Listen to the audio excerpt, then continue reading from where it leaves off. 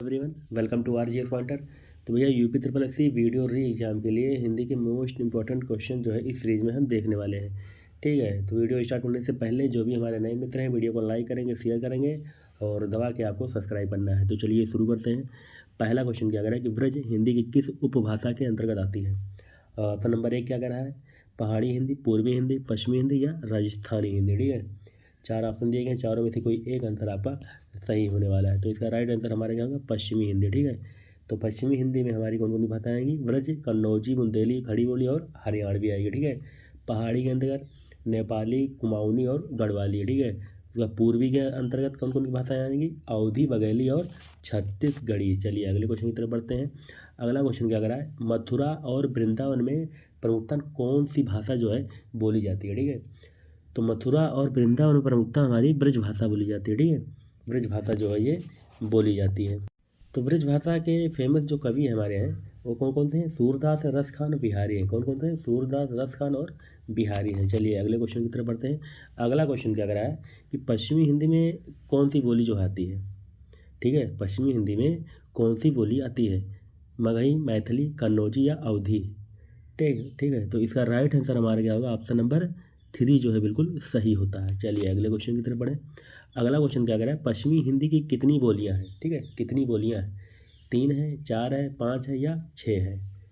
तो इसका right answer क्या हो जाएगा, तो पश्चिमी हिंदी के अंदर टोटल 5 बोलियां हैं। 5 कितनी कितनी, 5, 1 2 3 4 5। और 5 कौन कौन सी हैं, पहला हमारा खड़ी बोली कह लो या कौरवी कह लो। ठीक है, दूसरा ब्रजभाषा, तीसरा हरियाणवी, चौथा हमारा बुंदेली और पांचवा कन्नौजी हो जाता है। ठीक है, चलिए अगले क्वेश्चन की तरफ बढ़ते हैं। अगला क्वेश्चन क्या कर रहा है कि भाषा की सबसे छोटी इकाई कौन सी होती है। ठीक है, सबसे बेसिक क्वेश्चन, और ये क्वेश्चन जो है पूछे हुए सारे क्वेश्चन है, इंपॉर्टेंट क्वेश्चन है, प्रीवियस ईयर ही क्वेश्चन है। ठीक है, चलिए अगले क्वेश्चन की तरफ बढ़ते हैं। भाषा की सबसे छोटी इकाई कौन सी है, तो इसका राइट आंसर हमारा क्या होगा, ऑप्शन नंबर 3 जो है बिल्कुल सही हो जाता है। चलिए अगले क्वेश्चन की तरफ बढ़ें। अगला क्वेश्चन क्या कर रहा है कि इनमें से दीर्घ स्वर कौन सा है। ठीक है, आ, ओ, ए, ऐ। ठीक है, 4 ऑप्शन दिए गए, चारों में से कोई एक आंसर आपका सही होने वाला है।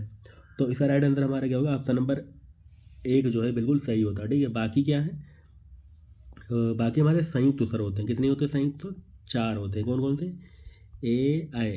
ठीक है, ओ और औ। ठीक है, ये 4 क्या होते हैं, संयुक्त स्वर होते हैं। चलिए अगले क्वेश्चन की तरफ बढ़ते हैं। अगला क्वेश्चन क्या कह रहा है, निम्न में से कौन सा मूल दीर्घ स्वर नहीं है। ये नहीं वाले पे आपको ज़्यादा ध्यान देना है। ठीक है, यहीं पे ज़्यादा कन्फ्यूजन होता है। सीधे अगर आप पढ़े मूल, निम्न में से कौन सा मूल दीर्घ है देख लिए तो फिर गड़बड़ा जाएगा। नहीं, आपको ध्यान रखना है ज़्यादा से ज़्यादा। ठीक है, कई सारे क्वेश्चन ऐसे गलत हो जाते हैं जो आते हुए रहते हैं। तो निम्न में से कौन सा मूल दीर्घ स्वर नहीं है। ठीक है, तो इसका राइट आंसर हमारा क्या होगा, ऑप्शन नंबर डी जो है बिल्कुल सही हो जाता है। ठीक है, क्योंकि ये संयुक्त स्वर होते हैं। संयुक्त स्वर कितने होते हैं, ए, ऐ, ओ और औ होते हैं, ये आपको ध्यान रखना है। चलिए अगले क्वेश्चन की तरफ बढ़ते हैं। अगला क्वेश्चन क्या कर रहा है कि किस वर्ण का उच्चारण जो है कंठ और तालु दोनों से होता है। ठीक है, कंठ और तालु दोनों से होता है।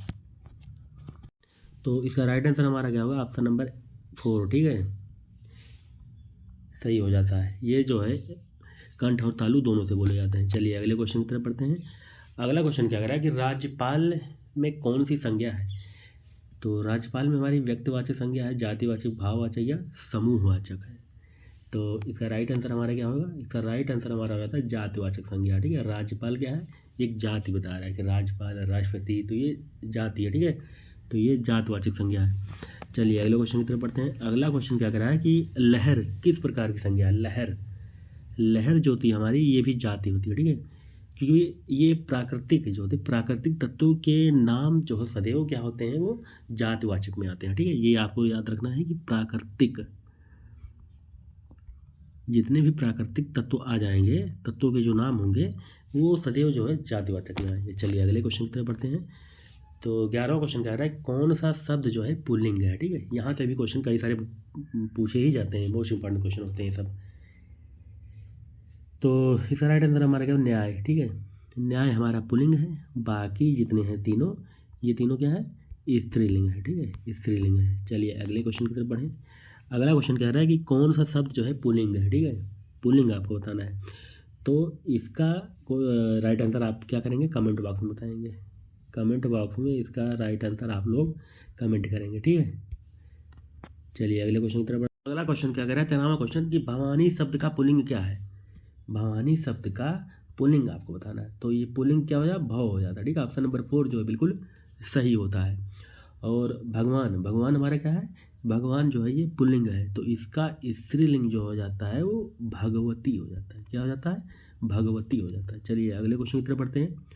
अगला क्वेश्चन क्या कह रहा है, निम्न शब्दों में से एक वचन कौन सा है, ठीक है। अब आपको एक वचन, बहुवचन, यहाँ से भी कई सारे क्वेश्चन जो है पूछे जाते हैं। ऑप्शन नंबर 1 क्या कह रहा है, प्राण, दर्शन, ओट, तेल। तो तेल क्या है हमारा, एक वचन है। बाकी प्राण, दर्शन, ओठ जो हैं ये बहुवचन के अंतर्गत आते हैं, ठीक है। तो प्राण, दर्शन, आंसू, होश, बाल, हस्ताक्षर, दाम, ओठ, लोग, ये सब क्या होते हैं, हमारे बहुवचन के अंतर्गत आते हैं सदैव।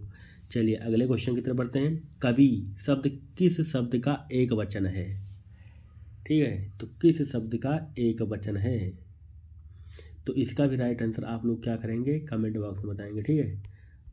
कमेंट बॉक्स में अगर कमेंट नहीं आया तो इसका क्वेश्चन हम जो है राइट आंसर बता के पिन कर देंगे, ठीक है। चलिए अगले क्वेश्चन की तरफ बढ़ते हैं। अगला क्वेश्चन क्या है कि मैंने आम ले लिया है, तो इसका आपका बहुवचन रूप क्या होगा।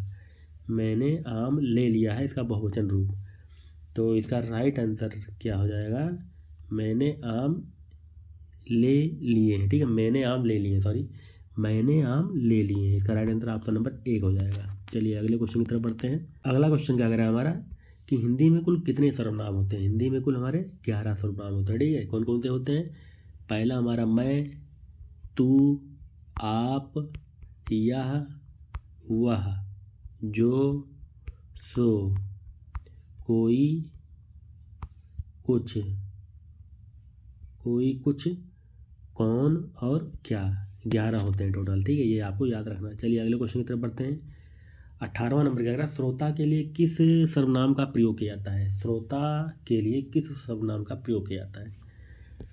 तो श्रोता के लिए हमारा उत्तम पुरुष, ठीक है, क्या होता है, ऑप्शन नंबर 2 जो है बिल्कुल सही होता है।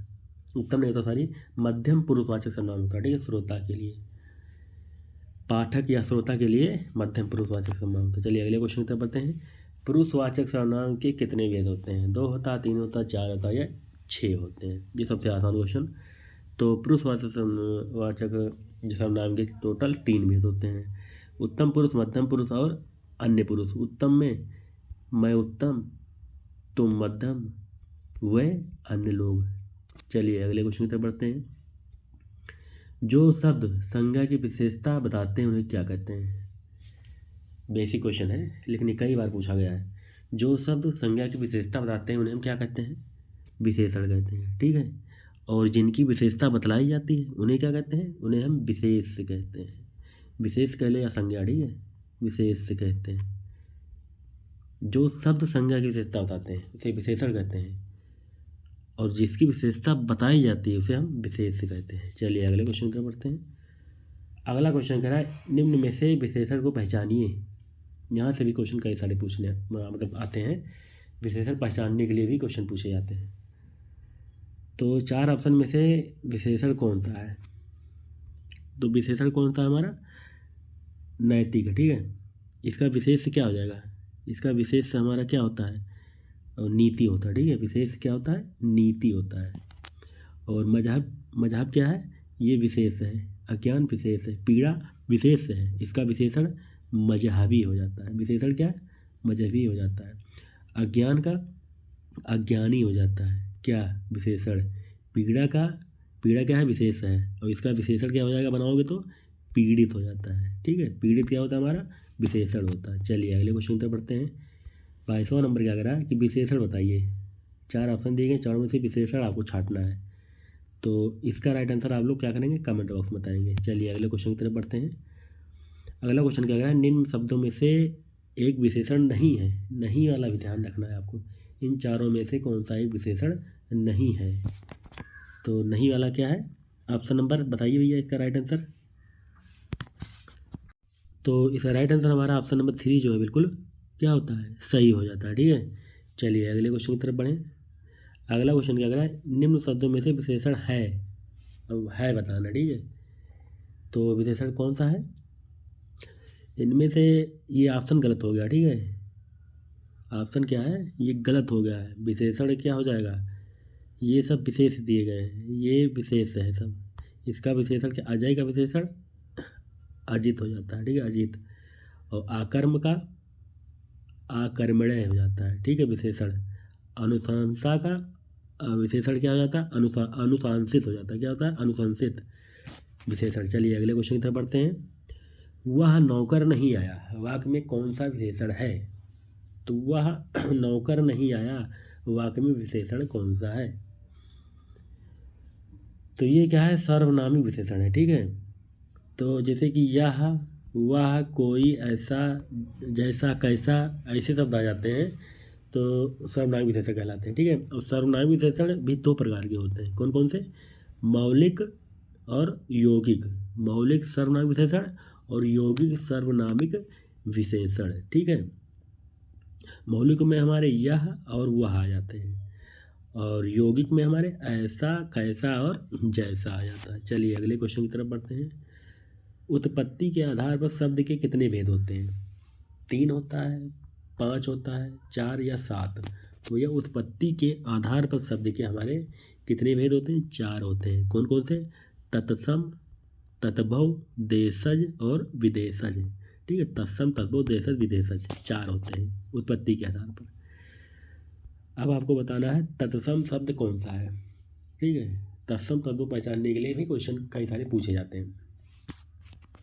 तो तत्सम शब्द कौन सा है, अमृत, आंचल, माता या काठ।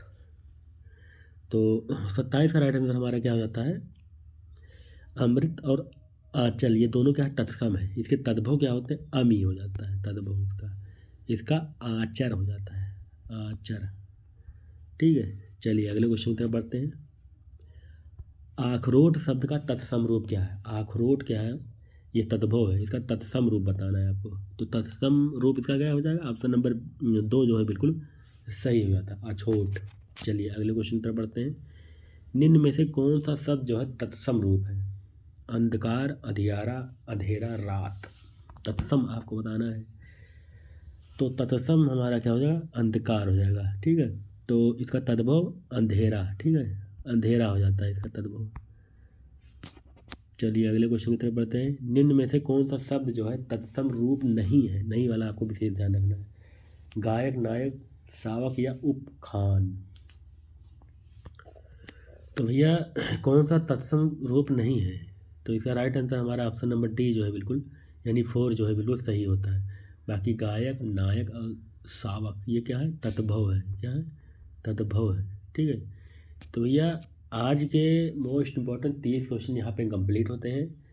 वीडियो अगर आपको अच्छा लगा है ठीक, तो वीडियो को लाइक करेंगे, शेयर करेंगे, और जब आप कमेंट बॉक्स में बताएंगे भैया इसके आगे की सीरीज शुरू की जाए, तो आगे हम इसके अगले पार्ट में देखते हैं अगला पार्ट, ठीक है। चलिए, जय हिंद, जय भारत, नमस्कार।